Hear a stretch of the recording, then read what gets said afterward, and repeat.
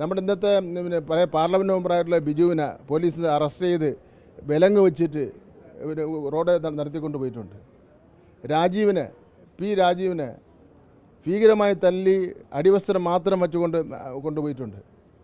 തിരുവനന്തപുരത്ത് senate ഹാളിലോ lathi charge ഉണ്ട്, നിങ്ങൾക്കറിയാം. ഞാനന്ന് അതിലുള്ളതാണ്.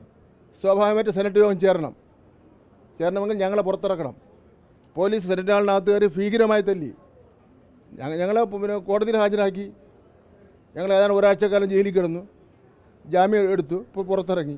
ഒരു യൂത്ത് കോൺഗ്രസ് പ്രസിഡൻ്റെ വീട്ടിൽ പോലീസ് കയറി പിടിച്ചത്, അതാണ് ഈ ലോകത്ത് ആദ്യത്തെ സംഭവം എന്നുള്ള നിലയിൽ മാധ്യമങ്ങളും പ്രസിദ്ധീകരിക്കുന്നതിൽ യാതൊരു ഔചിത്യവും അക്കാര്യത്തിൽ ഇല്ല. പ്രതിപക്ഷ നേതാവിനൊരു പ്രശ്നമെന്ന് വെച്ചാൽ ഇത്തരം അനുഭവമൊന്നുമില്ല.